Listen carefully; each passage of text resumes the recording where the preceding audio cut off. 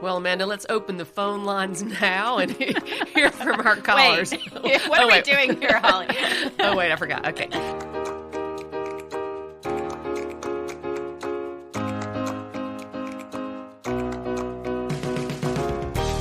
Welcome to Respecting Religion, a BJC podcast series where we look at religion, the law, and what's at stake for faith freedom today. I'm Amanda Tyler, Executive Director of BJC. And I'm General Counsel Holly Hollman. Welcome to a special edition of Respecting Religion. It's our 100th episode of this podcast series. Woohoo! And we are woohooing it today. Seriously, we all need milestones to mark, and today we're doing that. Amanda, I'm so glad you're here and that we're here together to celebrate what we've accomplished and what we have learned and what we continue to learn through Respecting Religion, and as promised, to engage with our listeners by taking their questions. So it's something that we would not necessarily have predicted when we started this experiment, but over 5 seasons and 99 episodes, we've released more than 67 hours of content. Wow. And we've been downloaded more than 100,000 times.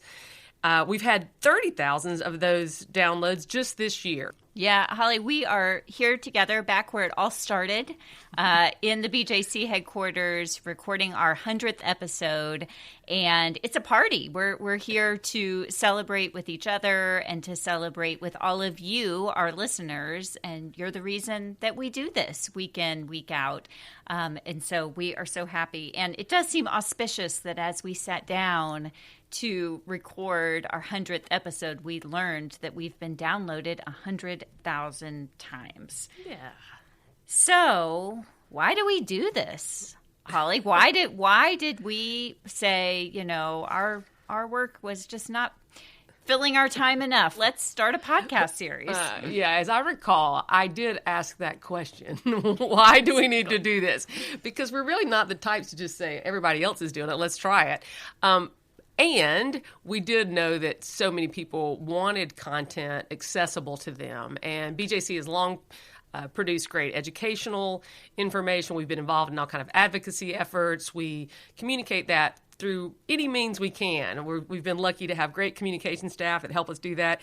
But they really encouraged us to try a podcast so that we could share BJC's knowledge, experience, and perspective in a way that was distinct from our more technical advocacy work, which can sound kind of overwhelming or cumbersome.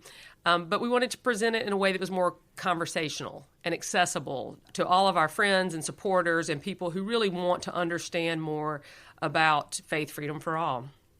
And as I recall, we also wanted to go more in depth, that often the religion angle of a story, of something that was happening at the Supreme Court or in Congress, it was often not gone into in the kind of depth that we thought it deserved. And so we thought, why not? Let's sit down and have a longer conversation to really dive into the issue of religion and the law and what's at stake for faith freedom today. And over the last 5 seasons, we have found plenty of content to keep us going and keeping us with our headsets on and in front of the mic for these 100 episodes. I know that we had experimented with podcasts before. We had a BJC podcast. Occasionally, we would explain a Supreme Court case or some advocacy effort that we were involved in. And so we'd had some experiments, and that was well received by, again, people who follow BJC and want to know more about our work and want to engage with us. We started this series in early 2020, and we should go back, Amanda, and think about kind of what it was like in those early days. But as I was thinking about that today, I was remembering how it was in 2019 that we launched Christians Against Christian Nationalism, which has become one of our main projects at BJC, along with so many others that join with us in that work fighting Christian nationalism. And of course, we had a podcast series, Amanda, that you hosted, and it's 10 episodes on Christian nationalism that is still available on Christians Against Christian Nationalism's website. And so we knew how to do podcast series, and we thought, well, okay, now let's see if we can take that to explore a lot of different issues. The court, as you said, going deeper on the court cases or legislation, but also it was a fun chance to have those rapid reaction conversations that we often have in the office here. Something happens and we want to talk about, well, how does that sound to us? What do we think about it from our perspective, defending faith freedom for all? And back then in February 2020, we were also at the beginning of a presidential election year. We thought, going forward, there would be issues regarding religion in the law coming up, and wanted to be sure that we gave those issues the time and space that they deserved. But we did launch in February 2020. Right. When we really had no idea what was coming. We did think of this more as a series at the time. And we did, even with the COVID-19 pandemic, we did 20 episodes that first season, from February to July of 2020. We were covering real time the ever-changing COVID-19 pandemic and some of the issues involving religious freedom that were coming up around that. We also covered real time, practically, when President Trump had his photo op with the Bible on June 1st of that year. And there were also a number of cases that the Supreme Court decided that term that involved religious freedom, including Espinosa versus Montana Department of Revenue. The third time the contraceptive mandate case came up to the court in Trump versus Pennsylvania, and some consolidated cases involving the ministerial exception. And as we covered those cases, we also covered the first ever live streamed oral arguments at the Supreme Court, because that institution, of course, had to shift along with the pandemic. I'm really pleased that we started this project before the pandemic hit, Holly, or we might not be sitting here today doing this podcasting, but we were committed to continuing this programming as everything shifted around us. We knew that in a presidential year, we thought that maybe that the news media would overlook some of the religion stories. But of course, at the time, we could not even predict how many religion stories there were. Of course, I do remember us talking about that infamous photo op with the Bible of President Trump. That was in the heat of the summer with all of the Black Lives Matter demonstrations all over the country, all over the world. But that was a stark example of what we were concerned about, the way religion plays in to current debates, sometimes in ways that are really harmful to our religious liberty tradition. So I am really glad that we started this podcast series as well. And we've kept it going. We started here in the office, then we had to move home for a long time, and we've seen a lot, and we've experimented with some different approaches, and we have quite a body of work in these past 5 seasons now. Yeah, we went on in season 2 and 3 to do most of those as Zoom recordings, as we remained safe and socially distanced in those seasons. And then by the time we got to season 4, we started doing more in-person recordings on a regular basis. And that's when our podcast really started to take off, Holly. We did 26 episodes in season 4, and we started releasing transcripts for each podcast, posting audio on YouTube as well as other podcasting platforms. That's also when we saw our largest listener growth, with more than 35,000 downloads in season 4 alone. We also had a crew from Voice of America come in to watch us and record an episode. So we've done a lot of different things, and we've had a lot of fun, as well as talked very seriously about major shifts at the U.S. Supreme Court. In the last 5 years, there's been some very significant cases. Amanda, you named some of them. But in later episodes, particularly, I was thinking season 3, the court decided Ramirez versus Collier, a case about religious rights in the execution chamber. Carson v. Macon, which dealt with the funding of private religious schools in a program at the state of Maine that really pushed the law toward more funding of private religious institutions. That same term, the court had a decision about free speech and the use of religion in a limited public forum, that case that dealt with flags in front of the Boston City Hall, and also decided Kennedy versus Bremerton, that huge case, the football coach prayer case. I say a huge case because it's in that case that the court said that it abandoned its prior tests and has kind of now unleashed a new era in religious liberty law. So we've had a lot of serious legal developments to discuss, and we've done that, looking at the cases that the court chooses to take, the issues that they address, the advocates that are involved, as well as analyzing the oral arguments, which is really one of my favorite things that we do, Amanda, is to get to react, if not live, almost live when we're together in conversation.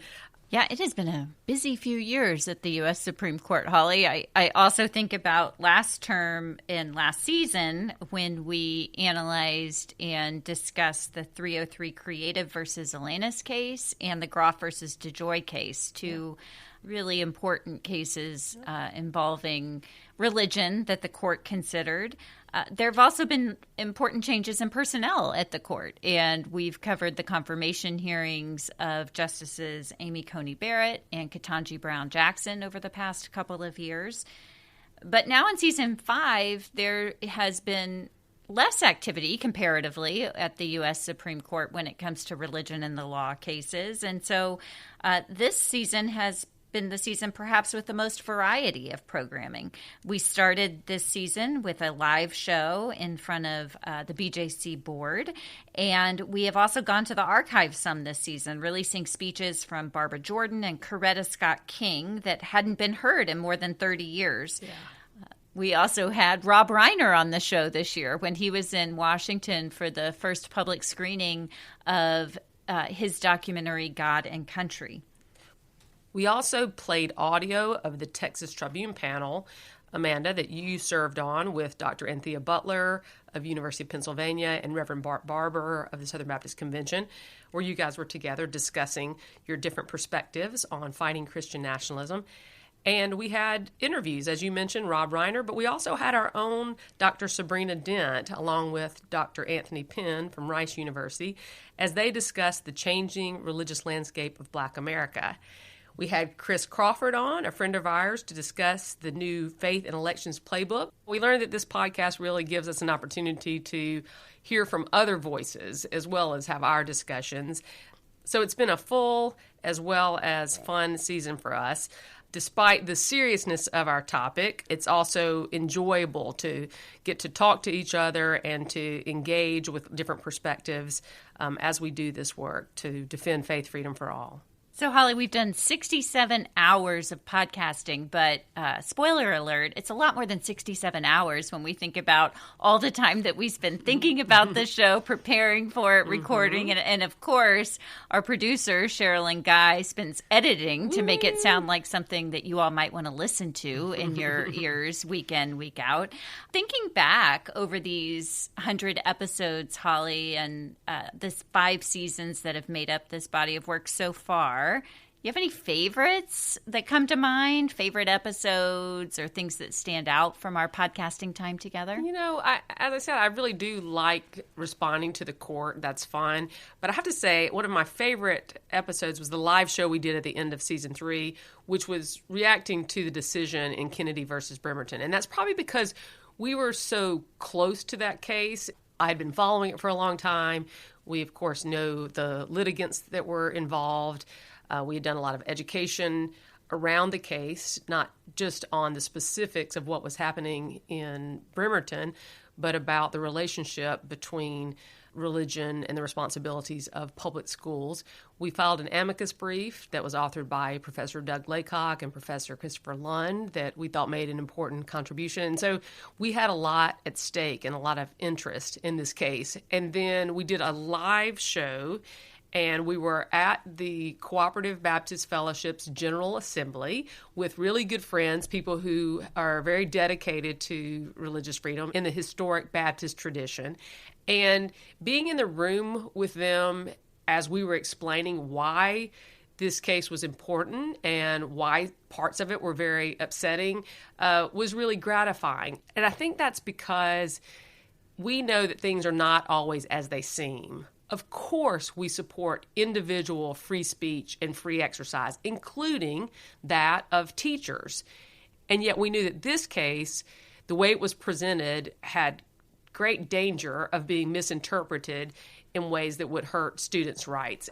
As this podcast shows and many other outlets, is a case that continues to deserve attention. Yeah, I remember that live record well, and I'm even helped in my memory by a photo that we have in our office that we're looking at right now of us doing that live recording. And what I remember is we had sat together in a room in that hotel trying to understand and dissect that case and then run downstairs and do a live recording. I'd forgotten that part. And so it was very much our first impressions of that case.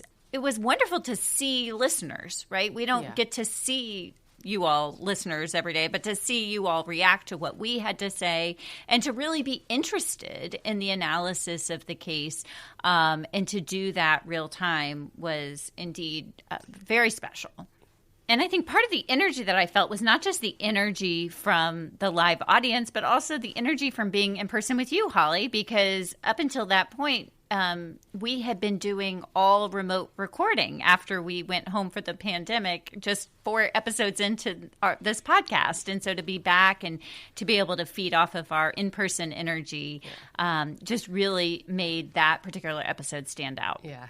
Of course, Amanda, I also like those episodes where I get to learn about conversations that you're in, sometimes out on the road with other scholars or leaders in the movement against Christian nationalism, or where, for example, you want a closer on-the-ground look, which reminds me of the Inside the Reawaken American Tour episode, which gave me a chance to interview you about your experience there. And not surprisingly, that is one of our most popular episodes. I think it's actually the most downloaded episode that we've had.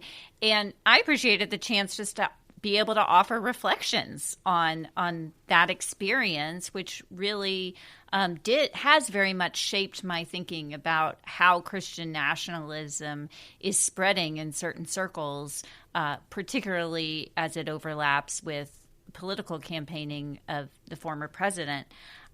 I also think about just that whole first season, Holly, during the COVID-19 pandemic and this chance to be together virtually over Zoom.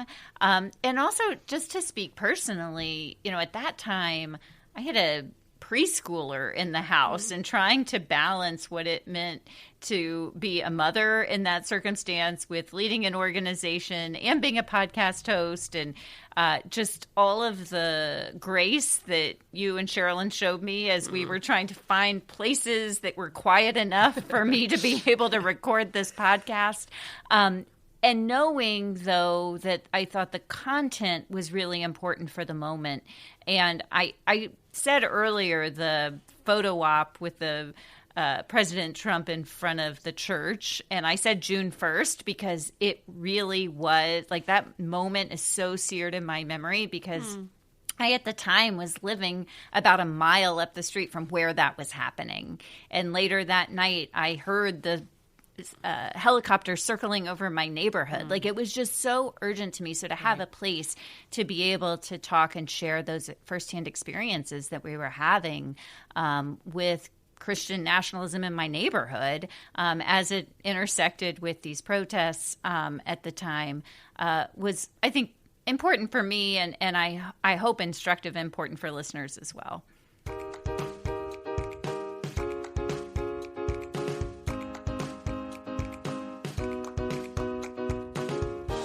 Well, Amanda, let's open the phone lines now and hear from our callers. Wait, what are we doing here, Holly? Oh, wait, I forgot. Okay. All right. We're not doing a live radio show, but it's the next best thing, and it suits us.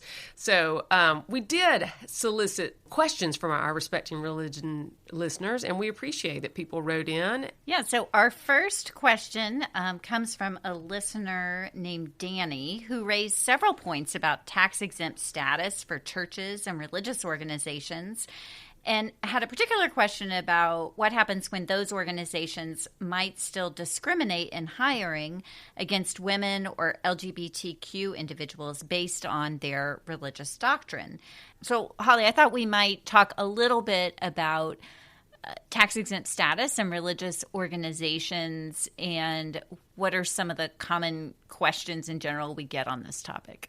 Yes, listener Danny was particularly interested in this because he remembered that there was some kind of bar in the law against nonprofit organizations with regard to racism. And that comes up sometimes because there's a famous case called Bob Jones University versus United States. And it's a case that goes back way before our time in this work, Amanda. It's a 1983 case that went before the U.S. Supreme Court that upheld a rule that the IRS had that restricted its giving of tax-exempt status to private schools that engaged in racial discrimination. So basically, it's a case where a religious claim was made by a university, at that time Bob Jones University, which I think called itself dedicated to fundamentalist Christian beliefs, included prohibitions against interracial dating and marriage. And their policies were based on their religious beliefs, so they challenged this IRS rule. And the question before the High Court was, can the government prohibit race discrimination at the expense of the First Amendment's free exercise clauses? And the court found that the IRS was correct in its decision to revoke the tax-exempt status of Bob Jones University, as well as Goldsboro Christian School, another school that was that also had policies based on race. I think in that case, they actually had racially discriminatory admissions policies based on their interpretation of the Bible. And so the court upheld the IRS ruling that basically said that they were not allowed to have that exemption from taxes that's available for charitable organizations, including religious educational institutions under 501c3. So occasionally, the question comes up now. We often are focused on religious diversity, and sometimes we're discussing some disagreement about what different religious organizations do and believe. And obviously, sometimes religious institutions have principles that are at odds with the majority of the public sentiment and maybe other policies and laws in place. So it sometimes comes up for debate. Could an organization lose its 501c3 status because of its religious views that are discriminatory? And generally, we have not seen that. We have these debates sometimes, but it seems that the Bob Jones case kind of stands alone as racial discrimination being in a category by itself that would disqualify them for having this status as a charitable organization organized this way by the IRS. Well, we know, Amanda, we could talk for a really long time about the idea of discrimination and what that word means in different contexts, and particularly as churches and other religious organizations can organize themselves around their principles. But I do think it's worth mentioning on this broad topic of whether or not Bob Jones could be expanded to other areas of policy concern, that just hasn't happened. I think most recently there are and have been religious organizations that were concerned that the Supreme Court's acceptance and protection of a constitutional right to marriage that includes same-sex couples would somehow lead to a policy that would disqualify churches or religious organizations that hew to what they call traditional marriage, would somehow lose that status. And that just hasn't happened. Most recently, this issue came up in the Respect for Marriage Act, that act that was passed in 2022 to protect the right to same-sex marriage after some questions arose based on this court's decisions. And there's a section of the Respect for Marriage Act that says nothing in the act, quote, shall be construed to deny or alter any benefit, status, or right of an otherwise eligible entity or person which does not arise from a marriage, including tax-exempt status, tax treatment, educational funding, and et cetera, et cetera. And I think the reason that is there is because the Respect for Marriage Act acknowledges the legal right to same-sex marriage. And it's an act that only passed because people were willing to come together and acknowledge that, even though they had significant religious differences about human sexuality and what marriage meant within their religious context. Yeah, and I think that legislative language reflects the kind of legislative compromise that was possible when that Act was passed to assure that religious organizations could continue to define in their quarters what religious marriage would be, while respecting what the government would define as legal marriage. And so just kind of taking the issue of the loss of tax-exempt status off of the table, at least for the passage of this act. That's right. And, of course, issues of non-discrimination and respect for religious freedom will continue to present challenges, both legally, culturally, and for some people personally. Another question we got was from Sergio. He sent us a message and said, "Hello, I'm a recovering Baptist. I went to seminary in Venezuela and Texas. I was a pastor in both places. I haven't been to church since the Muslim ban of 2017. Anyway, my question is about tax exemption of churches. Does it hold? In a world where many churches have become openly partisan, should they still be tax exempt?" Oh, I totally sympathize with being a recovering Baptist. We know many, and I want to tell Sergio that you can return. You may or may not, but it is possible that people recover and come back into part of the Christian world.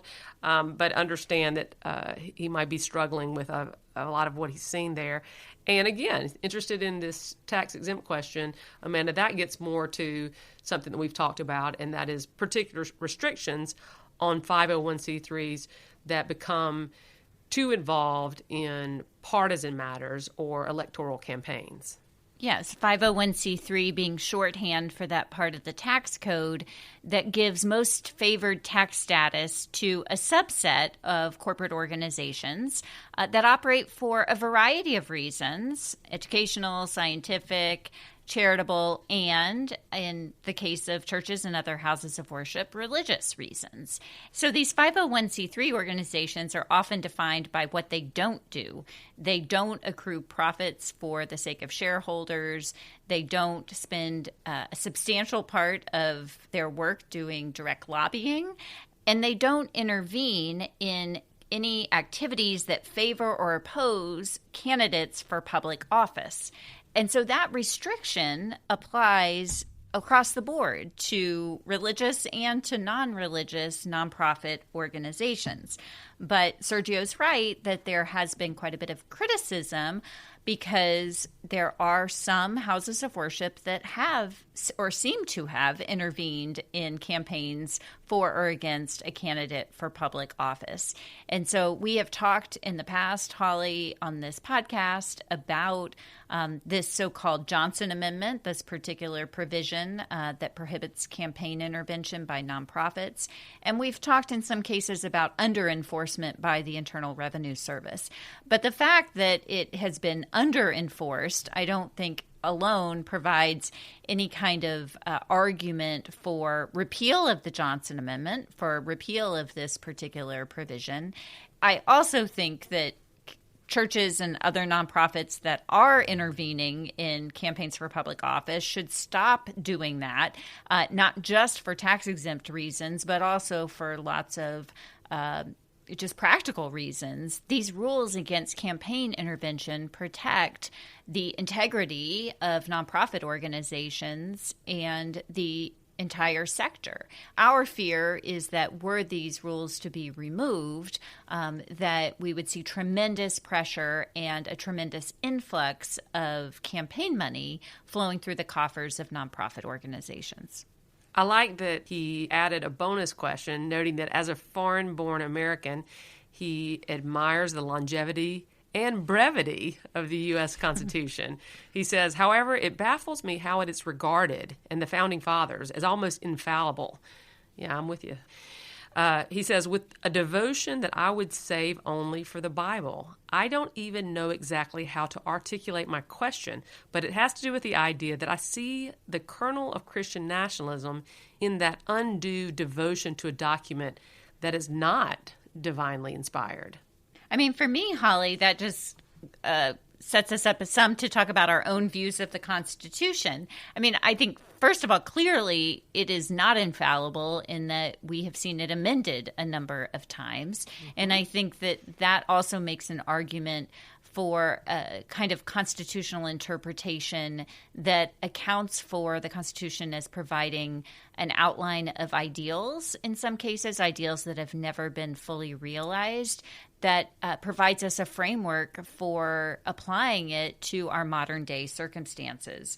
And I see some parallels between this infallible view of the Constitution with this constitutional doctrine of so-called originalism, which in many ways operates somewhat like an inerrant reading of the Bible, in that it imposes one's own views in ascribing one particular meaning on a document that is in reality open for quite a bit of individual interpretation and application to modern times. There are parallels, Amanda, that we see in conversations about interpreting the Bible and interpreting the Constitution. And so, yes, we certainly understand and empathize with Sergio and his bafflement about this. And that's one reason that we're dedicated to trying to continue conversations and have people really look very seriously at what guides them, how they look at Scripture and act according to their holy books, as well as how they participate as members of a political community. So our next question comes from Jillian, who asks a more direct question. She writes, how do I handle other Christian family members who do not see the threat that Trump is? I think Jillian is struggling with what we hear a lot of families are struggling with in this time of using Christian language sometimes as this thin veil over partisan political ideas, not only associated with former President Trump, but also really being part of our political culture right now. And it reminds me of an episode that we did back in season 3 where we talked about how to have tough conversations, particularly when there's so much misinformation and so much danger of harming and losing important relationships. We do know that many people have concerns about the way former President Trump has perpetuated Christian nationalism and really harmed the ability of Christians to disagree, as they normally would, on political matters. I know these conversations are hard, but maybe it helps a little bit just to know that there are many different kinds of Christians, and many of them that are really dedicated to fighting Christian nationalism, even though they might disagree on a lot of other issues. And I tackle this issue some in my forthcoming book, How to End Christian Nationalism, when I talk about how to take on Christian nationalism close to home. And some of the principles that I talk about there, and that I would suggest to anyone who would ask such a question, is one, to approach these conversations in a posture of humility. To have conversations like these with people that you are already in relationship with. Don't try to have a debate on social media with someone you actually haven't seen or talked to in 20 years, but someone that you are in regular conversation with, in relationship with, and to approach the conversations not out of a sense of trying to change someone's mind, but in a position of genuine curiosity. Why is it that you think that way? Tell me more. Give me some more examples of what you're thinking of, and that might actually result in a more productive conversation than in trying to share talking points or data, or certainly trying to debate someone into a position of coming to agreement with you. So this question is one that we actually get quite a bit, so I'm glad that we had it come in for this episode, Holly.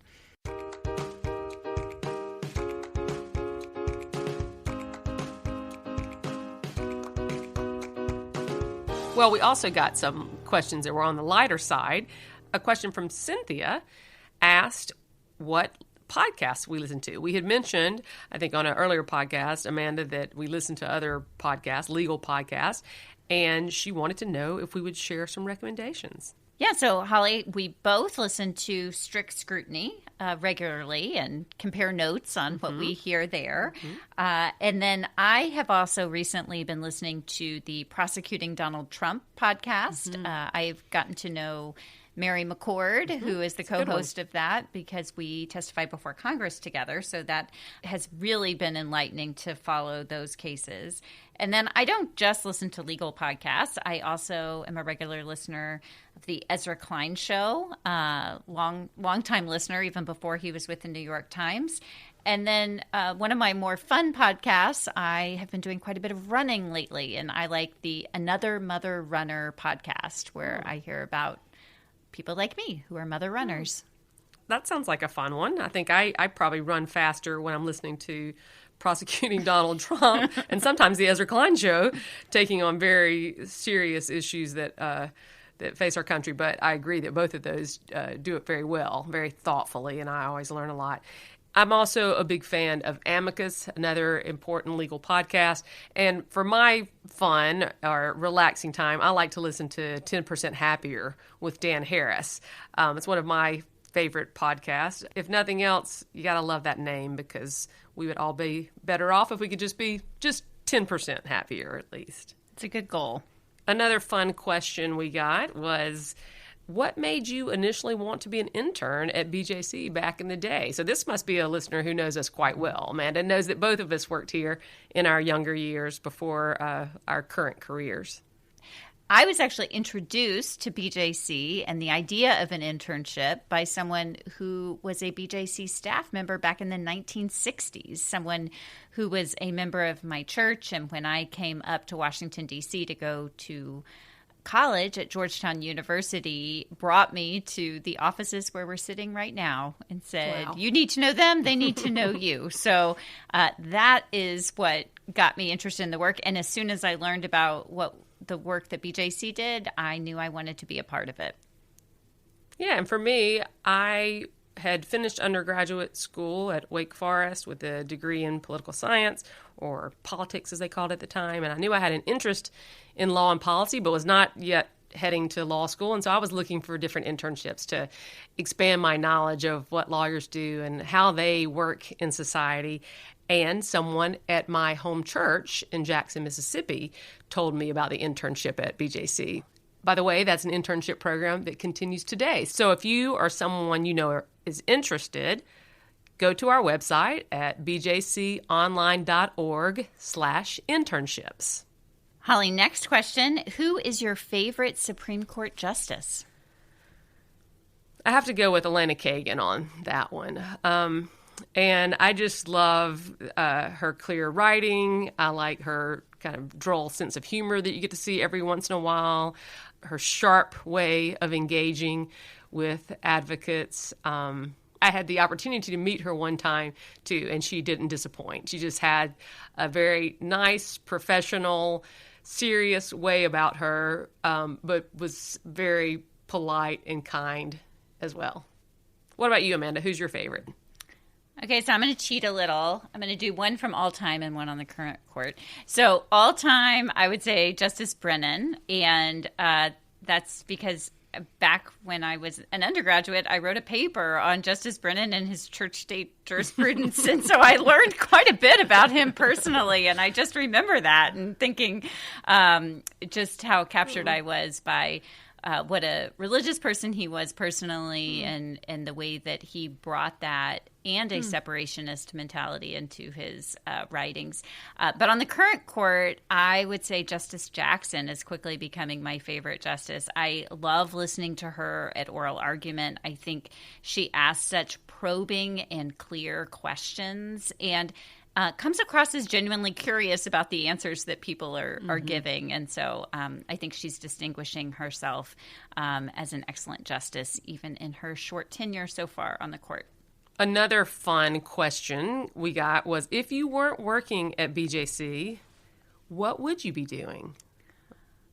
Wow. So I left working on Capitol Hill to come work at BJC. And so I was kind of on a different trajectory. Yeah, exactly. I don't think I would still be working on the Hill. But my longtime dream as a kid was to be a judge. So I might be a judge somewhere if I weren't working at BJC. How about you, Holly? I I imagine I'd be practicing law probably with a little less passion, but I would be trying to solve problems, bring what I can to difficult issues, figure them out, help people get through their troubles using whatever talents I have, including my legal talents. Yeah, I think for both of us, Holly, we feel really fortunate to get to do the work that we do, defending faith freedom for all. And also just to bring it full circle to get to do this podcast together. It has been so fun. And don't worry, we're keeping it going. This isn't our last episode, but we just wanted to take a pause this week and really have time to celebrate with one another and with all of you what this has meant to do 100 episodes of Respecting Religion.